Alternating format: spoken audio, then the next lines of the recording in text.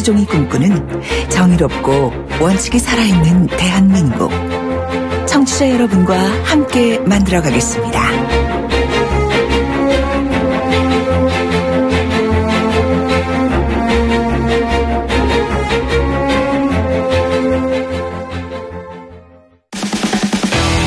돌려보고 비틀어보는 오늘의 이슈. 이종훈의 뉴스 측면 승부.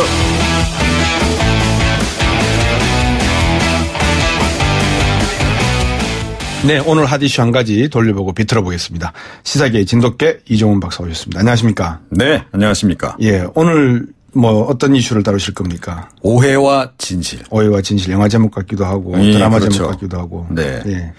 이 한국 경영자 총협회가 출간하려다가 네. 잠정 보류한 네. 한 책자의 제목 가운데 일부입니다. 아, 그렇습니까? 예, 어떤 예. 제목이냐면요. 예. 비정규직 논란의 오해와 진실. 네. 예, 원래 아주 큰 두꺼운 책은 아니에요. 46페이지 분량. 네. 이거 원래는 이제 다음 달 서울 지역 400여 개 회원사 대상으로 배포할 계획이었는데 네네. 최종본까지 완성된 상태에서 출간을 미루기로 갑니다. 왜 그렇습니까? 문재인 대통령이 경총을 최근에 비판한 일이 있지 않았습니까? 네. 기억나십니까? 예. 예. 이 경총 김영배 부회장이 이제 이 경총 포럼에서 지난 25일 날 한 네. 발언이 이제 시발점이긴 했는데요. 네. 새 정부가 인천공사 이 비정규직 정책을 발표한 이후 네. 민간 기업에서도 정규직 전환 요구가 본물처럼 터져 나오면서 네. 산업 현장의 갈등이 더욱 심화하고 있다. 이렇게 언급을 했고 그 다음 날 이제 문 대통령이 직접 나서서 이 경총 역시 이 비정규직으로 인한 사회적 양극화를 만든 주요 당사자 중에 한 축이다. 네. 예, 책임감을 갖고 진지한 성찰과 반성이 먼저 있어야 한다. 네. 반성을 또 이야기를 했어요. 약간 경고성 발언을 한 거죠. 아마 그것에 이제 상당히 영향을 받은 그런 그 결정 아니겠느냐라는 이게 분석. 대통령 말씀에 눈치 보는 건 아니겠죠? 그런데 결국 그거 아니냐라고 하는 이제 분석이 현재로서는 이제 지배적인데요. 네. 그러면 이제 도대체 어떤 내용이기 때문에 이게 그러니까 갑자기 어떤 내용이죠? 예, 중단한 거냐. 예. 이렇게 자연스럽게 이제 관심이 갈 수밖에 네. 없는데요. 이 사실은 문재인 대통령의 공공기관 비정규직의 정규직화. 네. 이게 지금 공공기관의 비정규직 제로로 만들겠다. 이게 문재인 대통령의 지금 이제 정책 방향 아닙니까? 네. 그것을 사실은 좀 정면 좀 반박하는 그런 내용이 포함이 돼 있습니다. 네. 어떻게 지금 돼 있냐 하면 예. 공공기관 비정규직은 실제로 부분 파견, 용역 등 아웃소싱 등을 통한 근로자의 비중이 높다. 네. 이들을 정규직화 대상에 포함시키는 것은 바람직하지 않다. 예. 꼭 집어서 딱 이렇게 얘기를 좀 했고요. 예. 그러니까 이 문재인 대통령으로서는 약간 좀 불쾌할 수밖에 없는 그런 왜 부분이 불쾌하시죠? 이 있는 부분에 거죠. 대해서? 그러니까 아니 본인의 이제 핵심 정책 아닙니까? 핵심 정책이라 하더라도 일자리 정책이고 또 그 중에서도 가장 틀린 핵심이 말이 아니고 바른 말이면은 들으셔야 되는 거 아닙니까? 이제 설령 이제 틀린 얘기라 하더라도 네. 사실은 조금 이제 얘기 들어주는 건 필요하죠. 그렇죠. 소통도 강조하셨고 그러니까요. 또 청와대 참모진에게도 네. 비판해라 하셨잖아요. 또 이렇게 이야기를 하셨기 때문에 네. 예, 이제 그래서 사실은 이제 문재인 대통령이 네. 이 경청을 꼭 집어서 이렇게 딱 비난한 부분에 대해서 네. 약간 좀 설왕설래가 있긴 합니다. 네. 저는 많은 분들이 안 그래도 이 부분에 대해서 말씀들이 좀 많으시거든요. 네. 저는 앞으로 이제 소비자 물가가 대폭 오를 거라고 봅니다. 왜냐하면 기업들의 비용을 전부 다 물가를 올려야 되지 않습니까? 이제 그렇죠. 벌써 오르고 있습니다. 오르고 있죠. 예, 저도 알고 굉장히. 있습니다. 그러니까 이제 대통령께서 무슨 뜻인지는 저는 이해가 됩니다. 이런 부분에 대해서. 그렇지만 사회 정의라고 하는 것은 대통령의 말씀 하나로 이루어진다라고 보는 것은 상당히 좀 뭐라 그럴까요? 위험한 생각일 수도 있다고 생각이 들어서요. 그게 사실은 이제 저도 이제 그 부분은 약간 좀 네. 문제가 있을 수 있다라고 생각을 좀 하는 부분이요. 네. 그러니까 과거에 이제 관치경제 시절에는 지금 관치경제를 하고 계시는 거 아닙니까? 대통령의 한마디 또는 예. 뭐 정부 고위관료의 한마디 예. 이건 그냥 뭐 시장이 그냥 지금 그렇게 하고 있잖아요. 기업이 딱 이제 이런 상황인데 예. 이번 같은 경우에도 결과적으로 이 경총의 대응을 보면 네. 초기에 이제 할 말 하고 싶은 말 딱 했다가 네. 대통령 한마디 하니까 약간 좀 몸을 낮추면서 배포하려고 했던 책자도 걷어들이고 네. 뭐 이런 식으로 이제 흐르니까 네. 결국 관치경제 시절 예전하고 뭐 달라졌느냐라고 네. 하는 지적이 지금 일각에서 나오고 있는 건 사실입니다. 경총도 사실 그렇게 말하기에는 뭐 하죠. 왜냐 그러면 한겨레에서 이제 데이터가 나왔는데 네. 지난 수십 년간 기업들의 수익이 가져간 부분이 전체 수익의 65%를 가져가고 근로자에게 4%만 줬단 말입니다. 그렇죠. 이런 식의 어떤 양극화 문제를 초래한 사람들이 경총 아닙니까? 거기에 대놓고 자기들의 어떤 자기 반성 없이 대통령 말에 무조건 반대를 한다. 이것도 조금 불성스러운 내용인 것 같아요. 네, 이제 바로 그 점을 이제 대통령이 직접 나서서 이제 지적을 한 건데, 예. 이제 이렇게 이야기는 할 수 있는 거죠. 뭐냐 하면 예. 대통령이 이걸 굳이 직접 나서서 하실 필요가 있었는가 그렇죠. 하는 부분과, 네. 그러니까 뭐 경제평론가라든가. 네. 또 저 같은 시사평론가, 정치평론가 이런 사람들이 그 경총에 대해서 이렇게 비판을 하고. 같이 먹고 삽시다. 네, 이렇게 하는 거 하고. 예. 그러니까 대통령이 직접 나서서 하는 거하고는 좀 다르다. 많이 다르죠. 다를 수 있다라는 그런 얘기고. 예. 또 이제 예를 들어서 공정거래위가 나선다든지 네. 또 이제 노동부가 나선다든지 이런 쪽에서 나서서 이야기하는 거 하고. 네. 또 좀 결이 다르잖아요. 그럼요. 네, 그래서 이 부분은 앞으로 사실은 문재인 대통령이 특히 민간 쪽에다 대고 하는 네, 메시지는 맞습니다. 굉장히 맞습니다. 좀 섬세하게 잘 기획을 해서 하시지 않으면 뜻밖의 그렇죠. 의도하지 않은 그런 논란을 좀 유발할 수 있다 이렇게 좀 생각합니다. 저도 그 말씀에 100% 동의하는 게 레이저 눈빛을 안 쏘시는 소의 눈을 가지고 계셔서 다행이지 어느 분처럼 레이저 눈빛을 쏘는 분이었으면 이거는 오금절일 말씀입니다. 그렇죠. 예. 경총 이렇게 회장 딱 만난 자리에서 그렇죠. 대통령이 쫙 눈 딱 때리면 국세청장이 딱 얼굴 떠오를 거 아닙니까? 그래 세무조사 받게 해줄게. 걱정만 기다려. 이거 아닙니까? 네. 그런 일은 없겠죠? 모르죠. 예. 오늘 말씀 여기까지 듣겠습니다. 감사합니다. 네. 시사평론가 이종훈 박사였습니다. 청취자가 묻고 박 박사가 전한다. 방송을 들으시면서 궁금하신 사항은 문자 메시지로 보내주세요. 샵 0945번 우물정 0945번으로 짧은 문자 50원 긴 문자 100원의 정보 이용료가 있는 문자 메시지로 보내주시면 박 박사가 꼼꼼하게 읽고 인터뷰에서 대신 질문해드립니다. 오늘 들으신 인터뷰 방송은 YTN 라디오 곽수중의 뉴스 정면 승부 홈페이지나 팟캐스트 팟빵을 통해 다시 확인하실 수도 있습니다.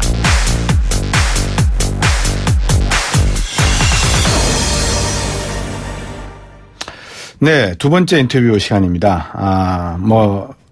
문화체육부 장관에 도정환 의원이 지명됐지 않습니까? 도정환 의원에 대한 문화예술계의 새로운 정책 어떤 모습일까 많이 궁금하실 것 같습니다. 그래서 오늘 그 내용을 가지고 그동안에 블랙리스트에 올라 피해를 봤던 시네마달의 김일건 대표 전화 연결해서 말씀 들어보겠습니다. 안녕하십니까? 예, 안녕하세요. 다이빙벨 배급하신 덕분에 훈장 하나 다르셨습니다. 예. 훈장이라고 하기는 뭐하고요? 훈장이죠. 서민들이 주는 그거는 진짜 훈장입니다. 국민들이 드리는. 예. 더 이상 이제 다이빙벨 같은 일, 다이빙벨이나 블랙리스트 같은 일이 없었으면 하는 바람이라고 생각하고 있습니다. 저도 다이빙벨을 다 봤는데요. 도정환 시인이 시인으로서 쓴 시 중에 슬픔의 통로라는 게 있습니다. 혹시 아십니까? 예, 알고 있습니다. 예, 경전을 쓰게 한 것은 해결할 길 없는 고뇌 때문이다. 이런 글이 제가 들어가 있는 걸로 알고 있는데요. 예. 어떠셨습니까? 이번에 다이빙 배를 만드실 때 또 배급하시려고 하실 때 어떤 생각이셨습니까? 일단은 다이빙벨이 이제 세월호 문제를 다루고 있는 국내에서 제작된 첫 다큐멘터리여서요. 네. 세월호 사건이 벌어지고 나서 전 국민들이 다 이제 가슴 아파했던 일들이어서 이거는 반드시 이제 국민들과 함께 그 아픔을 좀 이겨내야겠다는 생각으로 배급을 하게 됐어요. 네네. 도정환 의원도 블랙리스트 상 받으셨죠, 그죠? 예, 같이 받았습니다. 같이 받으셨죠.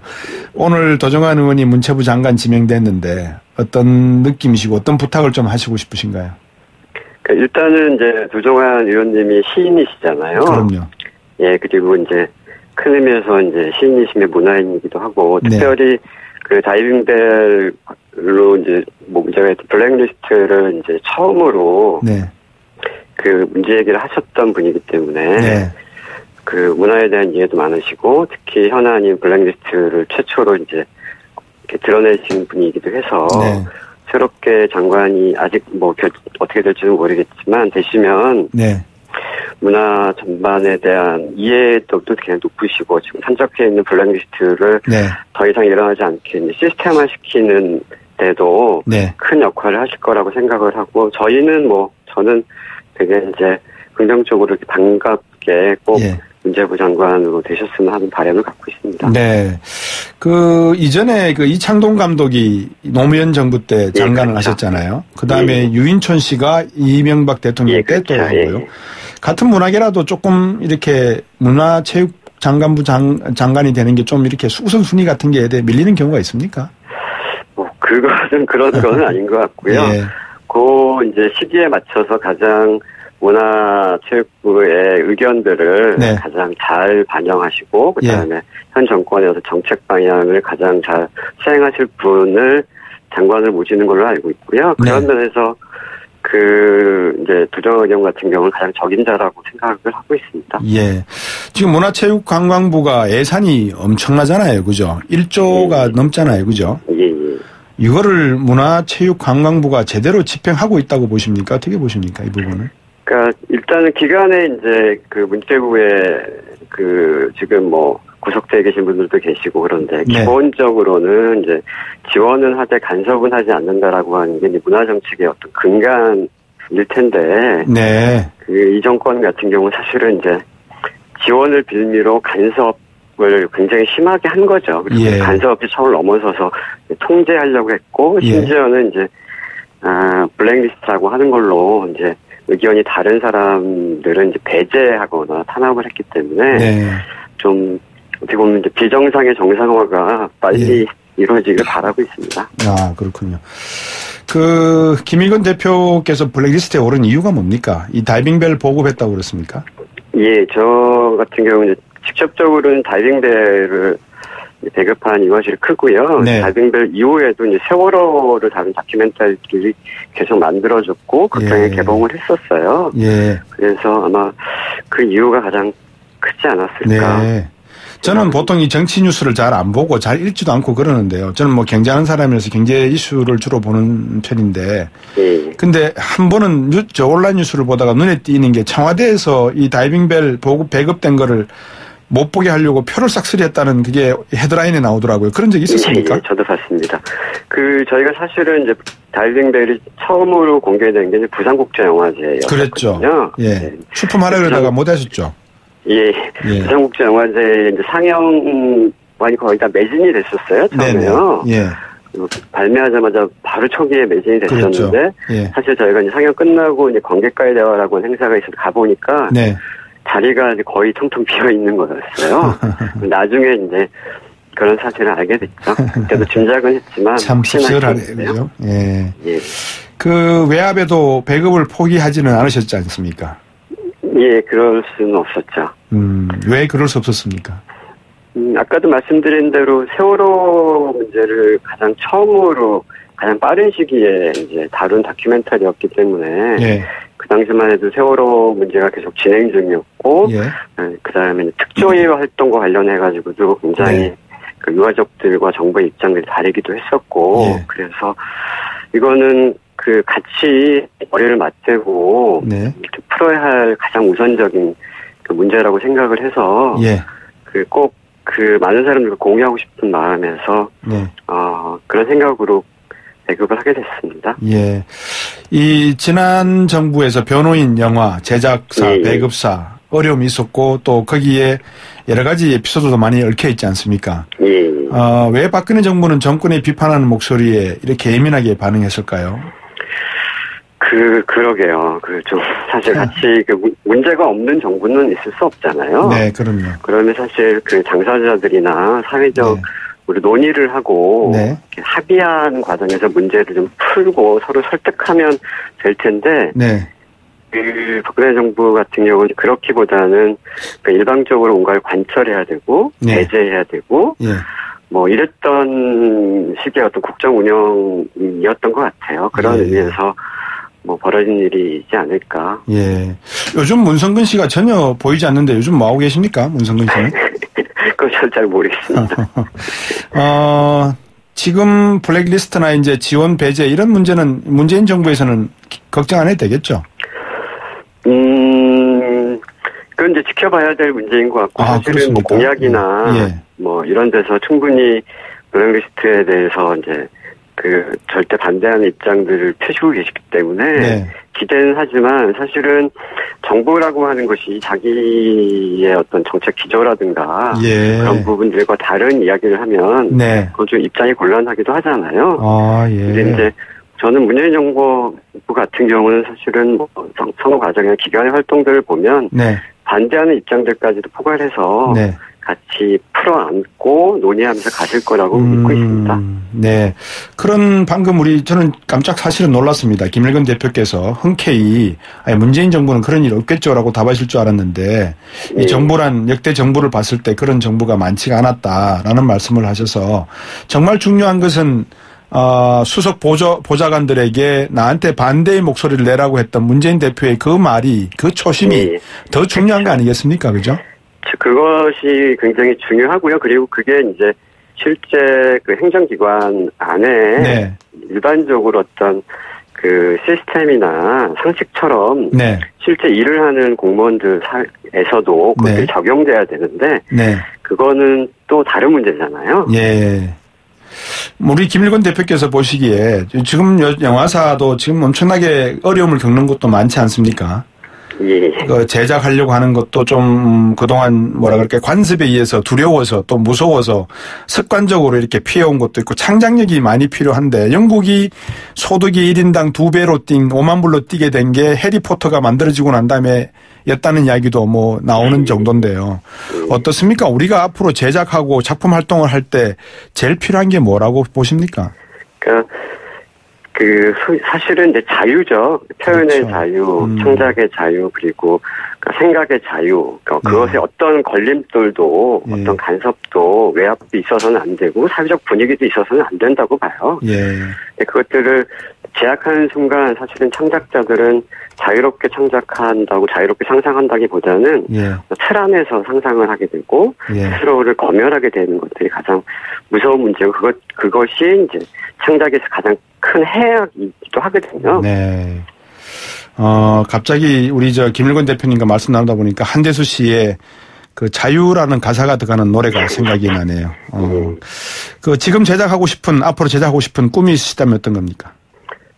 지금 제작하고 있는 거는 저희가 이제 그 세월호 다큐 개봉했던 영화 중에 나쁜 나라라고 하는 다큐멘터리가 있었어요. 그 뒷이야기를 다루고 있는 나쁜 나라 두 번째 이야기를 제작을 하고 있고요. 그다음에 이제 저희는 다큐멘터리뿐만 아니라 극영화도 제작을 하고 있는데요. 이제 준비해서 이제 많은 관객들과 만나보길 기대하고 잘 준비하려고 하고 있습니다. 이제는 어느 정도 자유가 확보되셨으니 그 테두리 안에서 머물지 마시고 더 큰 테두리를 만들어 가시기를 부탁드리겠습니다. 오늘 말씀 감사합니다. 감사합니다. 시네마달의 김일건 대표였습니다. 3부로 돌아오겠습니다.